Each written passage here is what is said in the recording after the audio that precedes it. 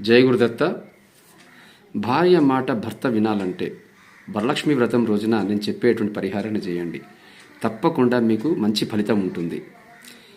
వరలక్ష్మి వ్రతం రోజున మంగళ స్నానాలు అయిపోయిన తర్వాత అమ్మవారికి ఇష్టమైనటువంటి నైవేద్యాలన్నీ కూడా తయారు చేసుకుని అమ్మవారికి అభిషేకము, కుంకుమార్చన, నైవేద్య సమర్పణ, అలాగే వాయనాలు ఇచ్చుకున్న తర్వాత మీ భర్త గారిని ఒక కుర్చీలో కూర్చునబెట్టి ఇత్తడి తాంబాలంలో పాదాలు పెట్టించి ఆ పాదాలు కడిగి పాదసేవ చేసుకోండి.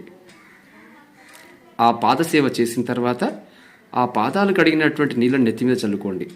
పాదాల వద్ద ఉంచినటువంటి పుష్పాన్ని కళ్ళకద్దుకొని నెత్తిలో పెట్టుకోండి. పాదాలకు నమస్కారం చేసుకోండి. ఎంతటి మొండి భర్తలైనా కూడా తప్పకుండా మీ మాట వింటారు. జై గురుదత్త.